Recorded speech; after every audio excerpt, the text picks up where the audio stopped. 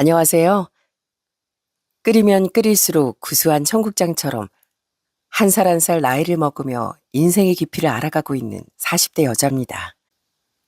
누군가 제게 세상에서 가장 존경하는 사람이 누구냐 묻는다면 전 1초도 망설이지 않고 저희 아빠라고 대답할 겁니다. 아빤 시골 마을 공무원이셨는데요. 주사님, 저번에 마을에 수해난 거 대책이 좀 마련됐을까요? 이재민들이 집도 절도 없이 저러고 있는데 빨리 해결을 해야 하지 않겠어요? 면단위 면사무소에서 일하다 보면 도시보다 마을 주민들 한 명 한 명을 세심하게 살펴야 할 일이 많았습니다. 엄만 이런 아빠에게 늘 불만이 많으셨습니다. 아이고, 월급을 그렇게 쥐꼬리만큼 받으면서 맨날 동네 일절 참견하느라 제일 바쁘다니까. 내가 왜 말단 공무원이랑 결혼해서 이러고 사나 몰라. 월급은 형편없지. 근데 공직에서 일한다고 하고 싶은 것도 마음대로 못하지. 아휴. 엄만 날마다 아빠의 적은 월급과 과도한 업무량에 대해 불만을 터뜨리셨습니다. 부모님은 툭하면 싸우고 나셨지만 그래도 집안 분위기는 그리 나쁘지 않았습니다. 그건 다 아빠의 노력 때문이었죠.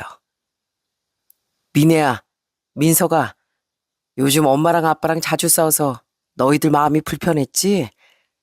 아빠가 정말 미안하다. 너희 엄마도 정말 좋은 사람인데 아빠 때문에 사는 게 힘들어서 그래. 그러니까 엄마를 미워하거나 원망해선 안 돼.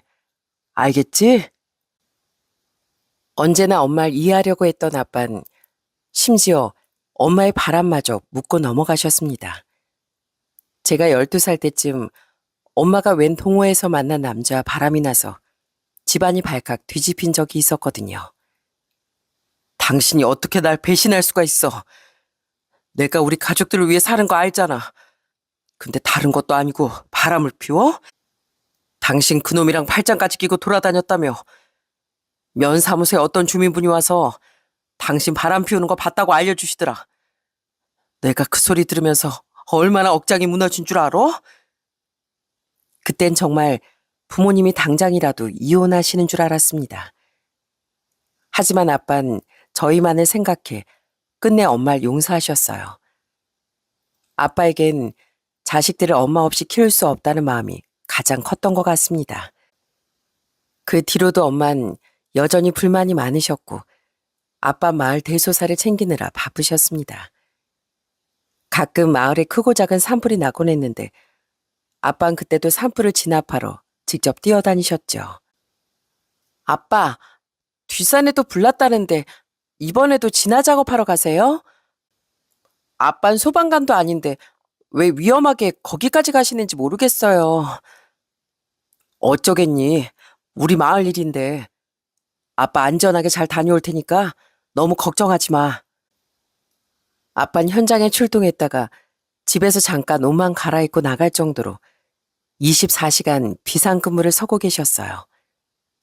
그러다 바람이 몹시 불던 날 현장에 나갔던 아빤 영원히 집으로 돌아오지 못하셨습니다.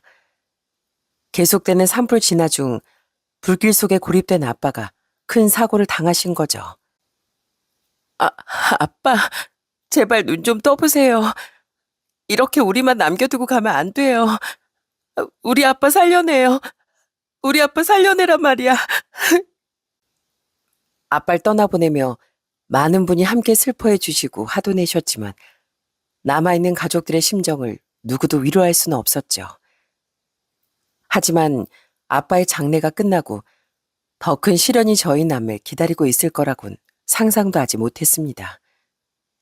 그날 전 오랜만에 학교에 갔다가 집에 돌아왔는데 엄마가 온 집을 뒤지며 뭔가를 챙기고 있더라고요. 마침 잘 왔다, 미네야. 엄마가 할 얘기가 있어. 잘 들어. 너도 이제 중학생이면 다 컸지? 동생도 챙길 수 있을 나이고. 엄만 잠시 갈 데가 있어. 그러니까 너흰 큰아빠네 집에 가 있어. 엄마가 금방 다시 돌아올 테니까. 그러더니 엄만 가방을 챙겨 호련히 나가버렸습니다. 전 다음 날 큰아빠가 저희를 데리러 오신 걸 보곤 아, 엄마가 저를 버렸구나 싶더라고요. 미네야, 민서가 너희 어서 짐 챙겨서 나와라. 이 집도 네 엄마가 팔고 도망가서 이제 여기에 있을 수도 없어. 아, 내 동생 하늘나라 간지 얼마나 됐다고 집안 재산 다 들고 튈 수가 있냐? 어? 이게 말이 돼? 엄마는 아빠를 떠나보내자마자 남은 모든 재산을 들고 사라졌다고 합니다. 나중에 들은 말인데 그렇게 저희를 버리고 간 지 1년 만에 어떤 아저씨와 재혼까지 하셨대요. 아빠를 잃고 엄마에게도 버려진 저희 남매는 큰아빠 집에 더부살이를 해야 했습니다. 큰아빠는 아빠처럼 다정하고 좋은 분이셨지만 저희 남매는 큰엄마 눈치를 보느라 늘 쩔쩔매야 했어요. 어휴, 입이 둘이 났으니까 식비가 얼마나 많이 나가는 줄 모르겠네. 아이고, 내 팔자야. 식비만 넣으면 끝인가? 애들 학비에 생활비까지 왜 우리가 그걸 다 책임져야 돼? 저희 큰엄마도 저희 아빠가 살아계셨을 땐 참 다정하고 좋으신 분이었어요. 하지만 큰엄마가 책임지고 키워야 할 애들이 둘이나 늘었으니 스트레스를 받으시는 것도 이해가 됐습니다. 심지어 저희 때문에 큰아빠 큰엄마가 가끔 부부싸움도 하시는 것 같았거든요. 전 최대한 빨리 돈을 벌어 독립해야겠다고 결심했습니다. 그래서 고등학교 졸업하기도 전에 취업계를 내고 공장 일을 시작했어요. 그러다 성인이 되자마자 동생을 데리고 자취를 시작했죠. 무슨 수를 써서라도 동생 대학은 꼭 보내주고 싶었는데 저 혼자 벌어서 학비까지 댈 수는 없더라고요. 누나, 나 대학 안 가도 돼. 정 가고 싶으면 나중에 가도 되고. 그러니까 절대 미안하게 생각하지 마. 내가 빨리 돈 벌어서 우리 누나 예쁜 옷도 사주고 시집 갈 때 보태줘야지. 동생은 저처럼 고등학교만 졸업하고 바로 취업을 나갔습니다. 꽤 똘똘한 편인 동생은 용접을 배워 큰 공장에 취직을 했어요. 언제나 동생한테 미안한 게 많았는데 알아서 앞가림을 잘 해나가는 걸 보니 마음이 놓였죠. 그나저나 누난 언제쯤 매형 만들어줄 거야. 맨날 일만 하지 말고 누나도 연애 좀 해. 동생 말처럼 저도 그때 30대 중반이었기에 제 앞날에 대해 고민이 참 많았습니다. 그러다 친구의 소개로 남편을 만나게 되었죠. 남편은 대한민국 사람이라면 다 알만한 유명 공기업에 다니고 있었어요. 남편은 너무나 헌신적으로 절 사랑해줬습니다.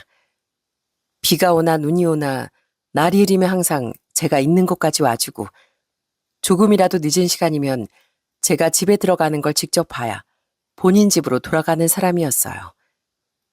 전 아빠가 돌아가신 이후 정말 오랜만에 절 있는 그대로 사랑해주는 사람을 만났구나 싶었습니다. 그래서 더도 망설이지 않고 남편과 결혼을 결심했습니다. 결혼을 준비하며 시댁 식구들을 만나보니 시부모님은 꽤 매출이 잘 나가는 식당을 운영하고 계셨어요. 그 식당의 주력 메뉴는 청국장이었는데 단골들이 많아 사시사철 장사가 잘 됐습니다. 하지만 결혼은 저희 둘만 좋다고 쉽게 해치울 수 있는 게 아니었습니다. 그래, 우리 예비 며느리 부모님은 뭘 아시나? 우리 아들한테 예비 사돈댁 이야긴 한 번도 못 들어본 것 같네. 아, 저희 아버진 공무원으로 재직하시다가 오래전에 사고로 돌아가셨어요. 아버지 보내드린 이후 어머니와도 연락이 끊겼고요. 그래서 저희 식구론 제 남동생이 하나 있습니다. 제가 거의 고아나 다름없다고 말씀드리자 시부모님은 몹시 당황하신 기색이었습니다. 특히 시모가 표정 관리 못하시고 제 옆에 있는 남편을 자꾸 째려보시더라고요. 어머니, 아버지, 제가 미네한테 얘기 들어보니까 아버님이 정말 좋으신 분이었더라고요. 사고도 산불 현장에서 진압 작업하시다가 돌아가신 거예요. 정말 대단하신 분이죠? 하지만 남편이 가운데서 분위기를 잘 풀어줘서 첫 만남은 어찌어찌 잘 넘어갔습니다. 다만 결혼식 날엔 신부 측 혼주석에 아무도 앉힐 사람이 없어 꽤나 진땀을 흘리기도 했네요. 큰아빠와도 오래전에 연락이 끊겼고 주변에 부탁할 만한 어른들도 안 계셨거든요. 그래서 결국 남편의 작은아버지, 작은어머니께 부탁을 드려 겨우 혼주석을 채웠습니다. 그전까진 부모님이 안 계셔도 씩씩하게 잘 지내왔는데 결혼식 때 이런 문제들이 계속 터지다 보니 그제야 제가 고아나 다름없다는 게 슬프게 느껴졌습니다. 그래서 전 시부모님을 친부모님처럼 가깝게 모시고 싶었어요. 남편에겐 여동생이 2명 있었는데 저도 남동생만 있다 보니 여동생 같은 시누이들과도 친하게 지내고 싶었고요.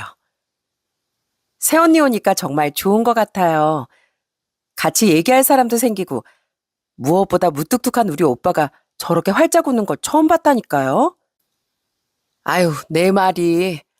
우리 아들이 맨날 새아가 얼굴만 뚫어져라 보고 있는데 아주 팔불출이 따로 없다니까. 둘이 금술이 이렇게나 좋으니 손주도 금방 안겨주겠어. 그러다 감사하게도 결혼한 지 1년 만에 첫 아이를 임신하게 되었습니다. 아이고, 내가 간밤에 좋은 꿈을 꿨는데 그게 우리 손주 태몽이었나 보다. 내가 꿈에서 이만큼 큰 뱀을 봤거든. 그건 틀림없이 아들 태몽이야, 아들. 시모는 아이 성별을 알기도 전부터 틀림없이 아들일 거라며 호들갑을 떨더라고요. 하지만 임신 16주에 병원 검사를 받아보니 예상과 다르게 딸을 임신했더라고요. 남편은 딸이라는 말에 오히려 더 좋아했습니다. 저도 그런 남편을 보며 한참 웃다가 시댁에 알려야겠다 싶어 시모에게 전화를 걸었어요. 나다. 그래, 병원에서 뭐라고 하디? 내 말대로 아들이라지? 내가 꿈에서 얼마나 큰 뱀을 봤는데 그게 아들이 아닐 리가 없지. 아, 어머님, 그게 아들이 아니라 딸이래요. 예쁜 공주님이래요. 뭐? 아들이 아니라고? 그게 정말이야? 검사 결과가 뭐 잘못 나온 건 아니고? 저는 기쁜 마음으로 딸을 임신했다고 알렸는데 놀랍게도 시모는 너무나 실망한 티를 내시더라고요. 시모는 그때부터 완전히 딴 사람이 되었답니다. 너희 나이도 있는데 언제 둘째 아들 낳아서 기르겠어? 너 몸조리 끝나면 바로 둘째 가질 준비나 해라. 어머니, 이 사람 아이 낳은 지 얼마 되지도 않았는데 무슨 벌써 둘째 얘기를 하세요. 딸이면 어떻고 아들이면 어때서요. 아이만 건강하면 됐지. 거뭘 모르는 소리 좀 하지 말어. 그래도 아들이 하나 있어야 이 다음에 제사밥을 얻어먹을 거 아니야. 다행히 남편이 제 편을 들어주긴 했지만 날이 갈수록 시모의 눈치밥은 심해졌습니다. 전 아이를 낳았을 때 워낙 난산에 시달려서 몸이 계속 좋지 않았어요.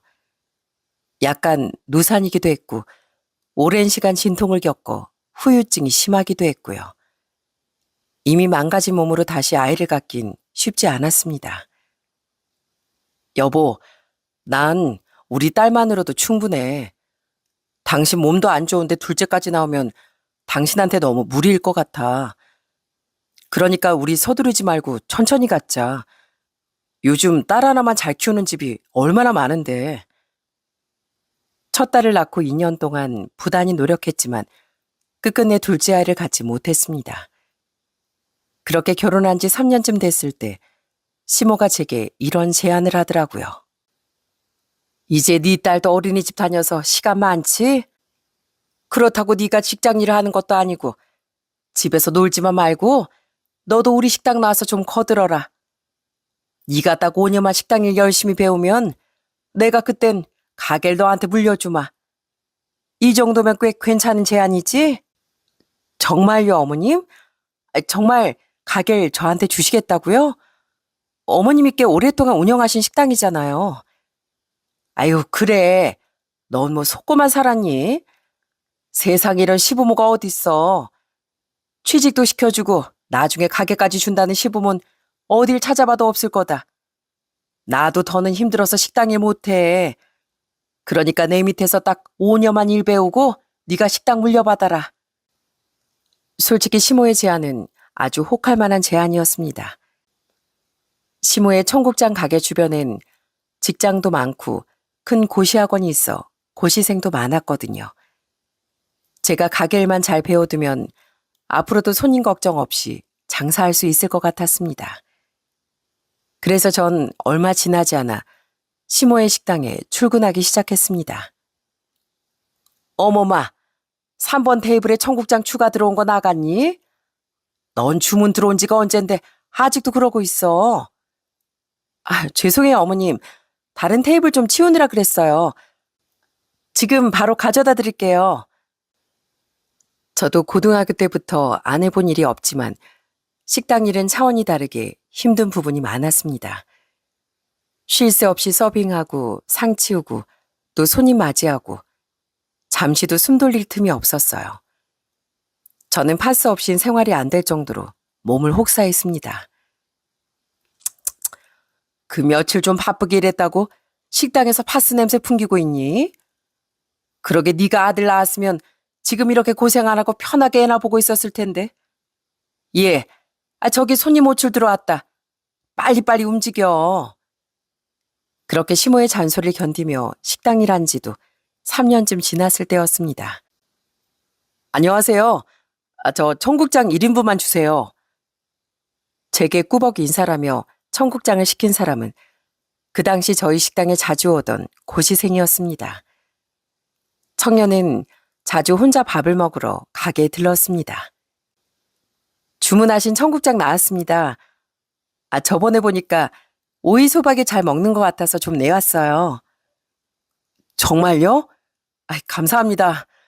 저 오이소박이 정말 좋아해요. 잘 먹겠습니다. 청년은 오이소박이를 정말 좋아했는지 한 그릇을 싹싹 비우고 가더라고요. 그러던 어느 날 평소와 다르게 영업이 다 끝나갈 무렵 청년이 가게에 찾아왔습니다. 아주머니, 청국장 1인분하고 소주 한 병 주시겠어요? 늘 차분하고 조용한 청년이었지만 그날따라 더욱 우울해 보이는 얼굴을 하곤 소주까지 주문하더라고요. 저는 조용히 소주 한 병과 청국장을 주고 조금 떨어져 청년을 지켜보았죠.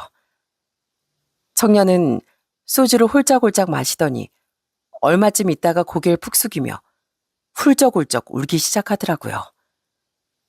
그러다 머리를 쥐어뜯으며 괴로워하기도 하고 누가 볼세라 얼른 눈물을 닦기도 했죠. 저는 그 모습이 너무 짠해 보여 뒷정리를 하다가도 몰래 청년을 살펴보았습니다. 고시 준비를 하는 학생인 것 같긴 했는데 공부가 생각만큼 잘 안 되는구나 싶었어요. 청년은 그 뒤로도 종종 저녁 때 찾아와 소주를 마시고 가곤 했습니다. 그러다 어떤 날은 어머니하고 통화를 하는지 술에 취한 목소리로 엄마 죄송해요, 죄송해요 하는 걸 듣게 되었어요. 엄마, 제가 집안 형편 어려운 거 알면서도 괜히 고시 공부한다고 설쳤나 봐요. 저 때문에 우리 집안 재산 다 말아먹고 엄마 아빠는 저 뒷바라지 해주신다고 고생하시는데 저만 공부한다고 돈이나 까먹고 있잖아요. 정말 죄송해요. 이번 시험은 꼭 붙을 줄 알았는데 벌써 2번이나 떨어졌어요. 미안해요. 청년은 전화를 끊고 나서도 한참을 자책하며 괴로워했습니다. 저는 그 모습이 너무 짠해 보여 소주도 서비스로 주고 가끔 전이나 반찬 같은 것도 더 많이 내오곤 했어요. 고시생들 주머니 사정이 뻔한데 전화 내용을 들어보니 집안 사정도 그리 넉넉지 않을 것 같았거든요. 예전에나 열심히 사법고시만 준비하면 돈이 없어도 합격할 가능성이 조금은 있었다지만 요즘은 사법고시도 없어지고 비싼 학비를 주고 로스쿨에 들어가야 한다더군요. 로스쿨 가서도 변호사 시험을 치러야 하고요. 그렇다 보니 집에서 뒷받침을 해주지 않으면 변호사가 되는 게 여간 쉽지 않아 보였습니다.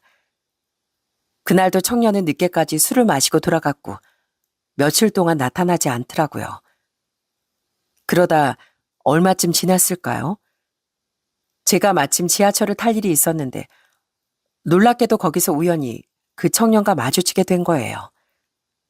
청년은 평소와 다르게 작업복 차림에 먼지를 잔뜩 뒤집어 쓰고 있었고요. 어머, 우리 가게 자주 오는 학생 아니에요. 어떻게 여기서 다 만나나 몰라? 요 며칠 식당에 안 오길래 무슨 일 있나 했더니 이렇게 지하철에서 다 만나네요. 안녕하세요. 어디 다녀오시는 길이신가 봐요. 전 요즘 일하러 다녀요. 시험도 급하긴 한데 당장 생활비가 모자라서요. 오늘도 공사장에서 일하고 오는 길이에요. 늘 차분하고 얌전하던 청년이 공부는 적고 일용직 일까지 한다고 하니 제 마음이 다 아려왔습니다. 제 남동생도 학창시절 성적이 꽤 좋았는데도 생활비를 벌러 몸 쓰는 일을 해왔는데 왠지 그 모습이 겹쳐 보이기도 했고요. 아휴, 공부할 시간도 부족할 텐데 그래도 괜찮아요? 그러게요. 사실 얼마 전에 저희 어머니가 쓰러지셔서 병원에 계시거든요. 그래서 병원비가 필요하기도 하고요. 그동안 저 공부 뒷바라지 해주신다고 어머니가 많이 무리를 하셨어요. 그래서 어머니 병원비는 무슨 일이 있어도 제가 책임지려고요. 저는 진심으로 그 청년을 응원하고 싶었습니다. 그래서 오지랖인 걸 알지만 청년의 이름과 연락처를 물어 저장해 두었죠. 그리고 며칠 뒤 전 여느 때와 다름없이 가게를 보고 있었어요. 그날따라 술을 드시는 손님들이 몇 분 계셨는데 한 테이블에서 꽤 많은 소주를 시켜 드셨고 아니나 다를까 고래고래 소리를 지르며 술주정까지 하고 있었습니다. 뭘 쳐다봐? 내가 소주 시킨 지가 언젠데 아직도 안 가져와? 빨리 소주 갖고 와, 소주! 그 손님은 다른 직원들과 손님들에게 시비까지 걸고 난동을 부리더라고요. 할 수 없이 전 손님에게 다가가 정중하게 말씀드렸죠. 손님, 여기 다른 손님들도 많은데 이러시면 안 돼요. 소주 좀 그만 드시고 오늘은 이만 들어가세요. 뭐야? 내가 내 돈 주고 시켜 먹겠다는데 아줌마가 뭔데 이래라 저래라야? 나 기분 나빠서 돈 못 줘. 건방지게 손님을 가르쳐? 손님은 제게 삿대질을 해가며 씩씩거리더니 급기야 손을 번쩍 들고 절 때리려고 했습니다.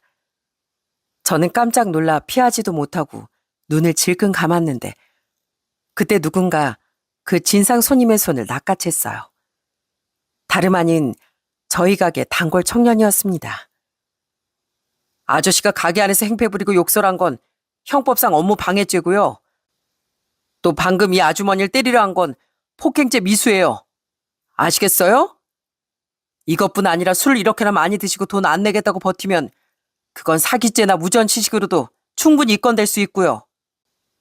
청년이 법 조항을 줄줄 읊으며 무섭게 말하자 그 진상 손님은 엉덩이에 불붙은 사람처럼 도망가 버리더라고요.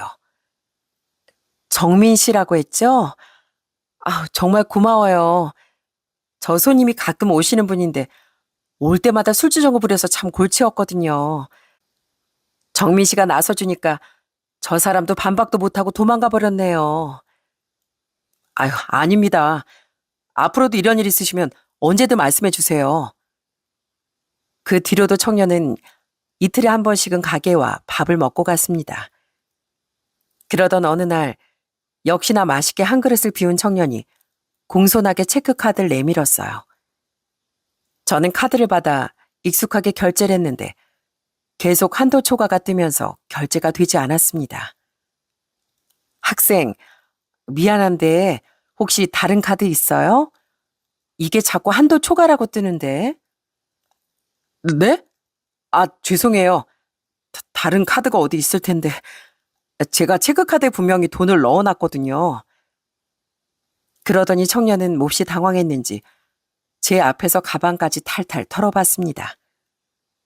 하지만 가방에서도 돈이나 카드 나오지 않았고 청년은 식은땀까지 흘리며 곤란해했어요.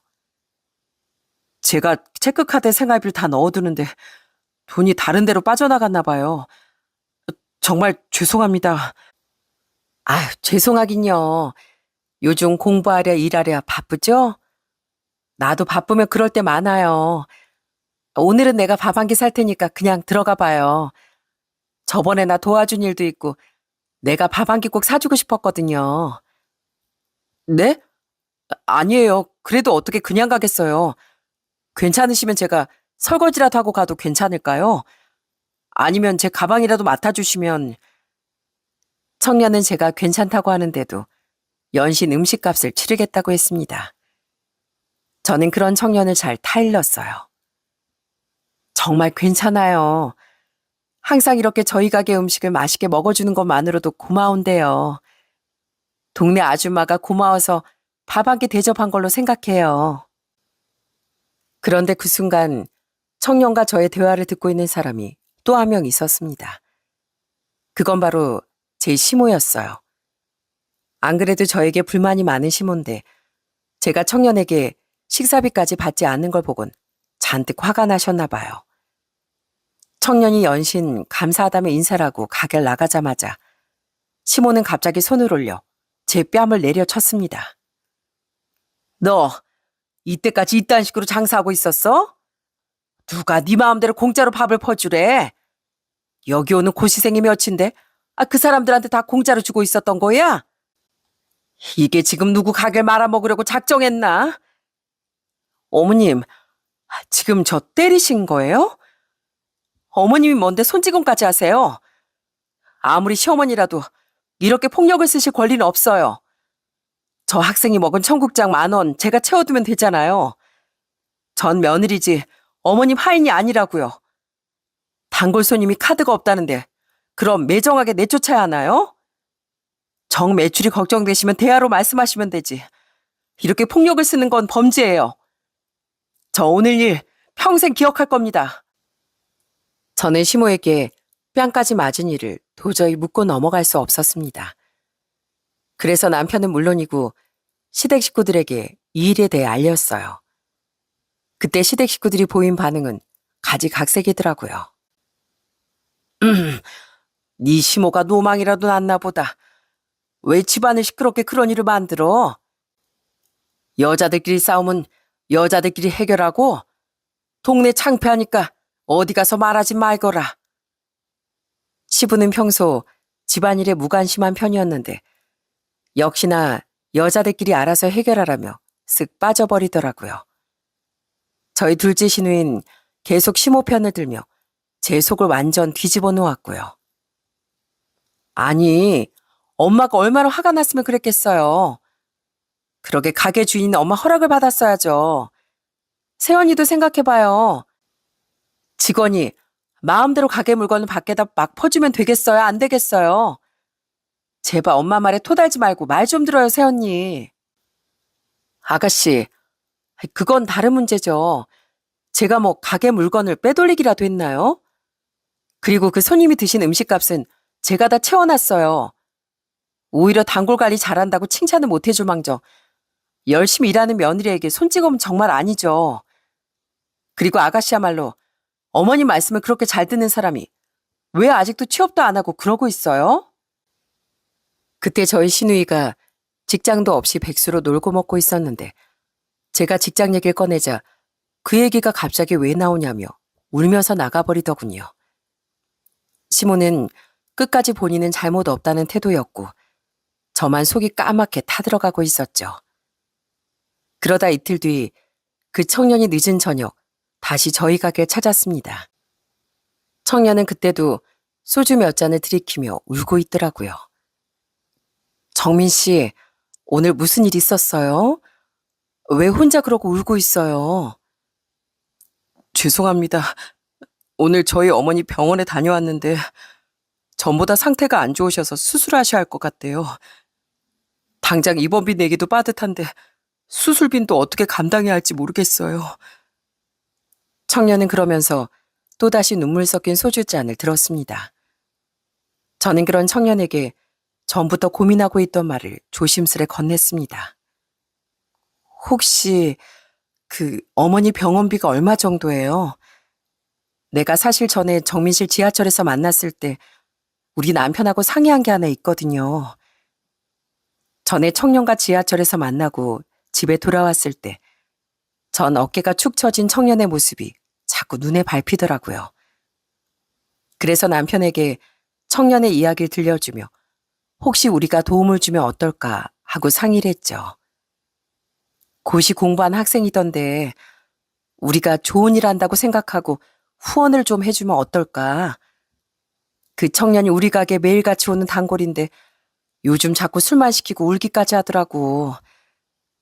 그 모습을 보니까 내 동생 생각이 나서 마음이 너무 짠해. 당신 이야기 들으니까 나도 마음이 쓰이네.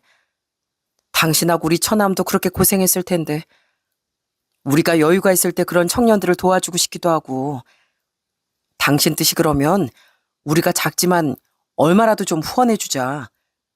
그게 그 청년에겐 정말 큰 힘이 될 거야.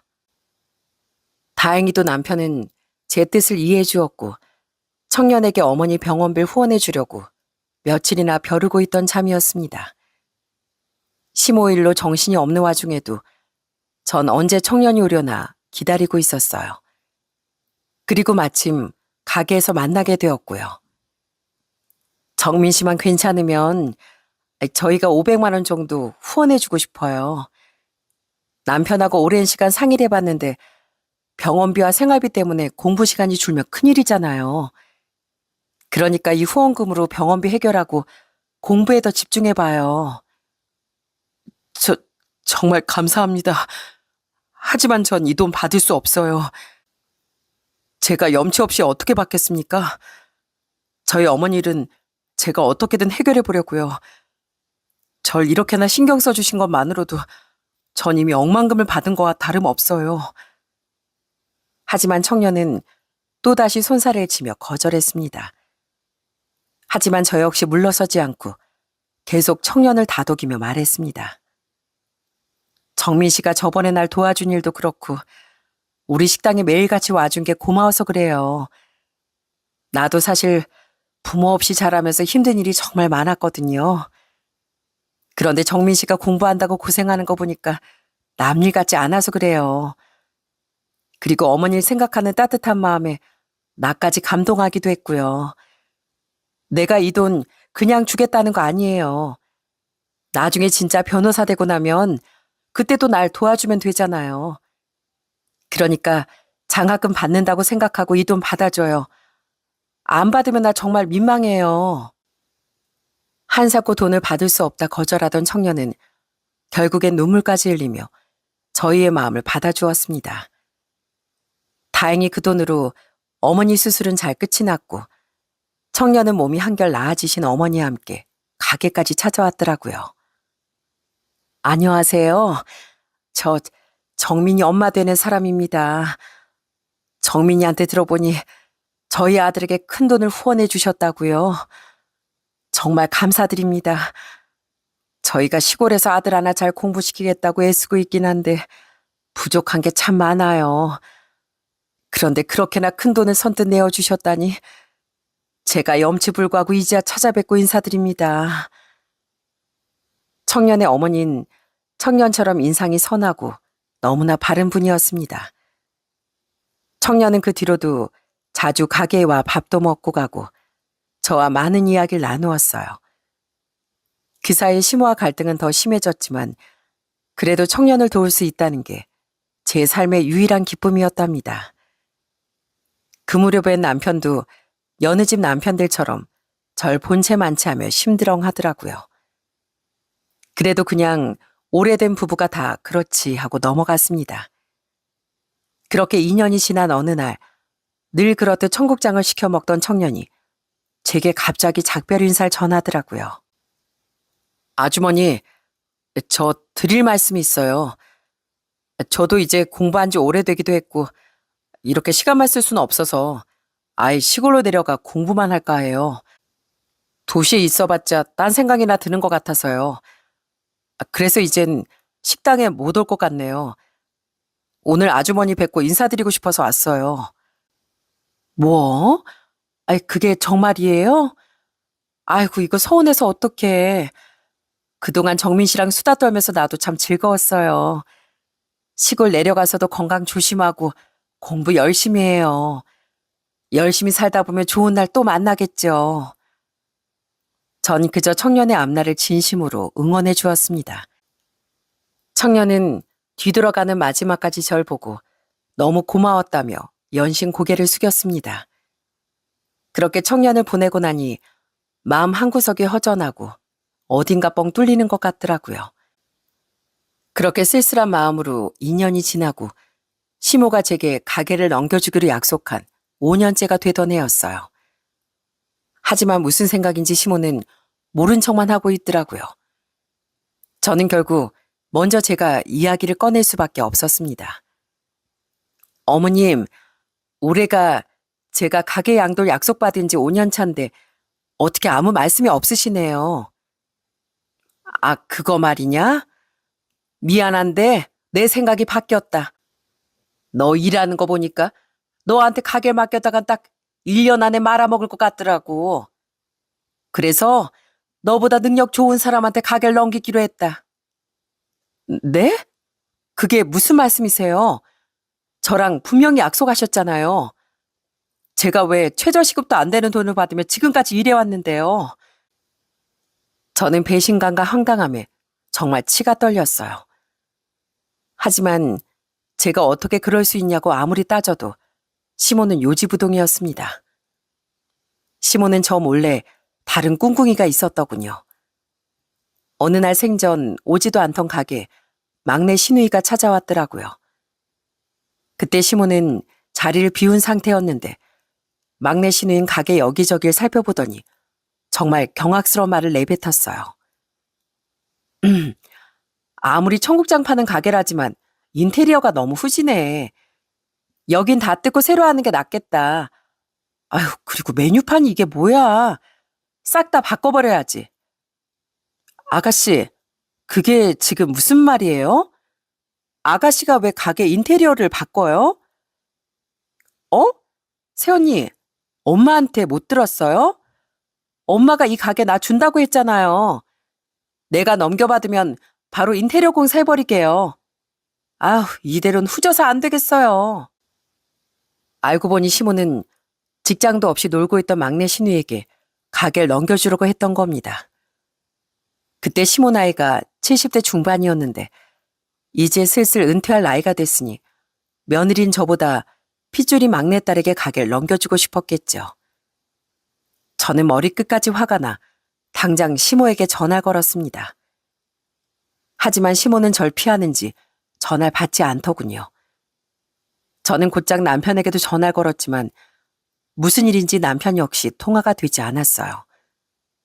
전 일단 집으로 돌아와 남편을 기다렸는데 남편이 그날따라 만취해서 비틀거리며 집에 들어오더군요. 남편은 곧장 씻겠다며 핸드폰을 던져두고 화장실로 들어갔습니다.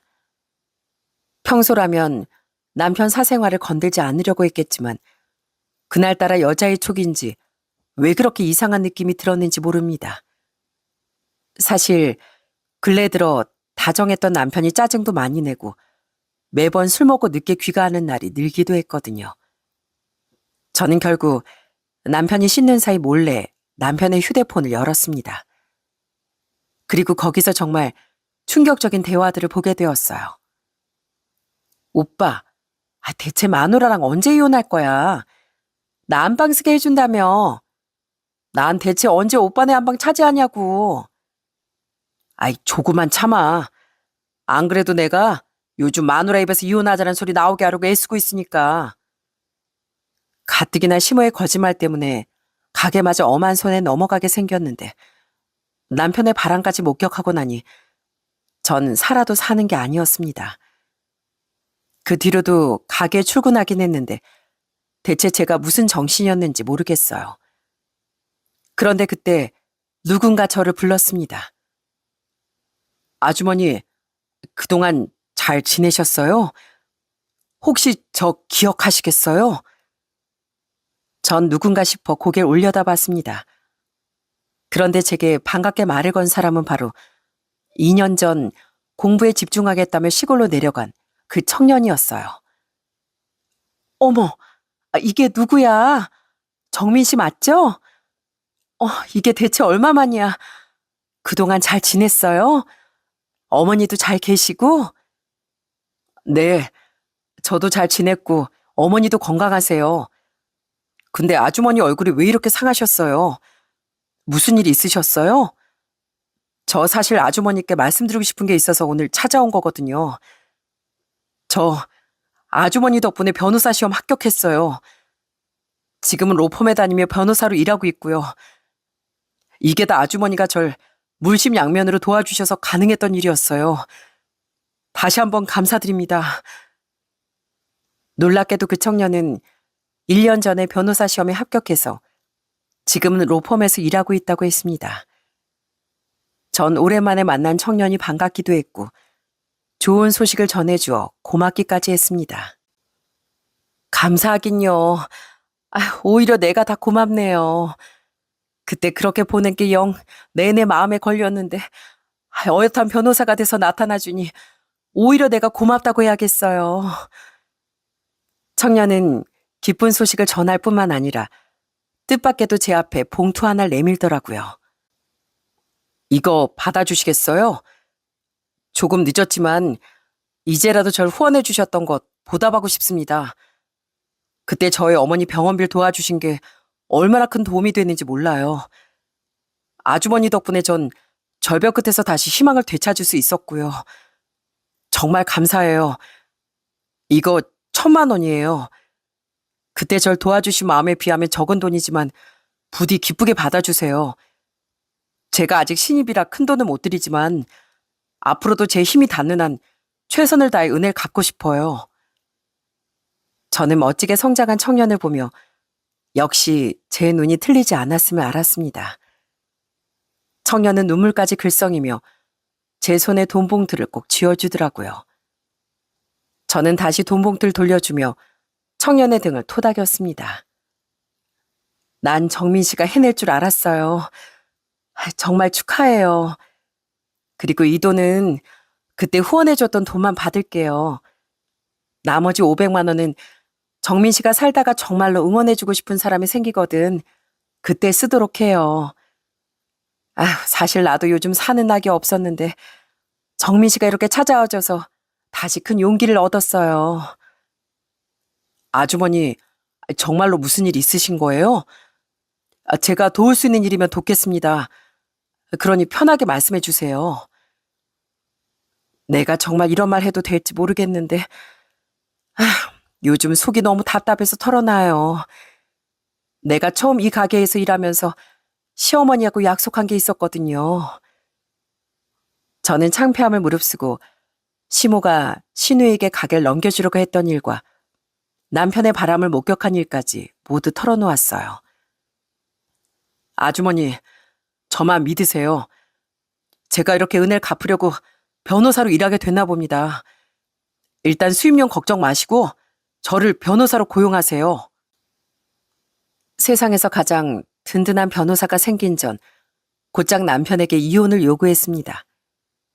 남편은 어떻게 알았냐며 깜짝 놀라다가 이내 태도를 바꿔 아주 뻔뻔하게 나오기 시작하더라고요. 나도 이제 당신 같은 남자 필요 없어. 그 상간이한테 가든지 말든지 마음대로 해. 근데 이혼할 때 하더라도 이 집하고 당신 어머니 가게 내 거야. 무슨 말도 안 되는 소리야? 내가 당신한테 집을 왜 줘? 당신이 그렇게 나오면 나도 합의 이혼은 못해. 소송을 걸든지 말든지 마음대로 해. 남편은 제가 제시한 이혼 조건을 하나도 받아들이지 않았습니다. 그래서 합의 이혼에 실패하고 이혼 소송에 들어갔는데 그 소송 과정이 사실 너무나 길어서 저는 점점 지쳐갔어요. 시모 역시 여전히 가게를 못 준다며 딱 잡아떼고 있었고요. 그러니 결국 변호사가 된 청년, 정민 변호사님이 나설 수밖에 없던 겁니다. 변호사님은 저와 함께 시모를 찾아갔어요. 안녕하세요. 저 김민혜님 담당 변호사입니다. 제가 사건을 살펴보니 여사님과 아드님이 당당할 이유가 하나도 없던데요. 일단 아드님께서 현재 우리나라에서 세 손가락 안에 드는 공기업에 다니고 계시더라고요. 맞습니까? 맞아요. 우리 아들이 얼마나 유명한 공기업의 과장인 줄 알아요? 그렇다면 더더욱 불리한 입장이시네요. 만약 바람을 피워서 이혼 소송 중이라는 말이 회사에 퍼지면 아드님 사회생활에 상당히 악영향을 끼치지 않겠어요? 정민 변호사가 남편의 회사 얘기를 꺼내자 시모는 갑자기 당황하며 말까지 더듬대더라고요. 지금 뭐 날 협박하시는 거예요? 그래서 우리 아들 회사에 헛소문이라도 내겠다고? 전 협박이 아니라 현실을 말씀드리는 겁니다. 그리고 제가 입수한 내용에 따르면 며느리분께서 5년간 가게를 돕는다면 그 이후에 가게를 넘겨주시겠다고 하셨는데 맞죠? 제가 이미 전에 며느님과 주고받으셨던 문자 메시지, 통화 내용, 음성 녹음 파일까지 다 확인했습니다. 저는 이런 순간에 쓰일 줄도 모르고 시모와의 사이가 나빠지기 시작한 무렵부터 통화 녹음이나 문자 메시지를 모두 보관하고 있었거든요. 시모가 절 믿지 못하는 만큼 저 역시 시모에게 믿음이 없었으니까요. 정민 변호사는 기세를 몰아 더더욱 시모를 압박했습니다. 증거가 워낙 명확한데 왜 이렇게 당당하신지 모르겠네요. 그리고 며느님께 드린 급여도 일반 직원들보다 훨씬 적은 금액이던데 이건 어떻게 된 일이죠? 그건 제가 말씀드릴게요, 변호사님. 저희 어머니가 월급 주실 때마다 항상 이렇게 말씀하셨거든요. 어차피 5년 뒤에 네가 이 가게 받을 건데 왜 급여를 많이 받으려고 하냐. 어차피 다 네 돈 될 텐데. 이렇게 말이죠. 물론 이 말도 다 증거로 남아있어요. 자, 여사님, 이제 어떡하시겠어요? 보니까 퇴직금도 정산을 안 해주셨고 다른 직원분들도 여사님보다 며느리분에 대한 신뢰도가 훨씬 높은 것 같더라고요. 저희 요구 조건은 딱 2가지뿐입니다. 원래 약속대로 가게를 넘겨주실 거, 그리고 바람난 아드님께서 집 명의를 김민혜 씨 앞으로 이전하고 깔끔하게 이혼해 줄 것. 그리고 양육비는 따로 말씀 안 드려도 당연히 꼬박꼬박 보내주셔야 하고요. 만약 이 요구들을 이행하지 못하시겠다면 그때는 저희도 민사상으로 고소를 할 거고, 그러면 아까 말씀드린 대로 여사님과 아드님께 좋을 게 하나 없을 겁니다. 제 말 무슨 말인지 아시겠죠? 대화가 이렇게까지 진행되자 시모는 씩씩거리며 절 노려봤습니다. 그리고 마지막까지 저에게 상처 주고 싶어 아주 안간힘을 쓰더라고요. 그래, 가져가라, 가져가. 어차피 난 나이 들어서 식당 더 하지도 못해. 네가 식당 받고 얼른 사라져주면 우리야 좋지. 우리 새 며느리가 아들도 순풍순풍 낳아줄 테니까 너보다 훨씬 젊고 똑똑한 며느리한테 난 앞으로 효도나 받고 살련다. 평소 같았으면 시모의 태도에 크게 상처를 받았겠지만 이젠 적의 궁지에 몰려 마지막 발악을 하는 거라는 걸 알았죠. 저는 그렇게 가게를 넘겨받을 수 있었고 정민 변호사의 도움으로 이혼까지 무사히 진행할 수 있었답니다. 이혼 소송이 길어지자 남편 역시 그 상간녀에게 욕을 꽤나 먹고 있었나 봐요. 미안한데 우리 그냥 깔끔하게 갈라서자. 내가 그 집 당신 줄게. 나 그 여자랑 새 인생 시작하고 싶어. 언제까지 이렇게 당신하고 이혼 아니면 아니로 싸울 시간 없다고. 그러니까 양육권이랑 이 집 당신 가져. 남편은 그 여자에게 미쳐서 결국 그렇게 예뻐하던 딸아이 양육권과 집 명의까지 제게 넘겼습니다. 저는 드디어 결혼 생활의 종지부를 찍고 완전히 자유의 몸이 되었고요. 변호사님, 정말 감사합니다. 저 드디어 지옥 같던 시댁과 남편에게서 벗어나게 되었어요. 이제 그 인간들 치닥거리 말고 제대로 된 제 인생을 살아보려고요. 잘 생각하셨어요. 제가 앞으로도 아주머님 일이라면 언제든 돕겠습니다. 그러니 힘내세요. 제가 계속 응원할게요. 그렇게 이혼을 하고 전 제 명의가 된 식당을 맡아 운영하게 되었답니다. 정민 변호사님은 가게 재오픈 날에 로펌 직원들을 다 데리고 와 매출을 엄청 올려주고 갔답니다.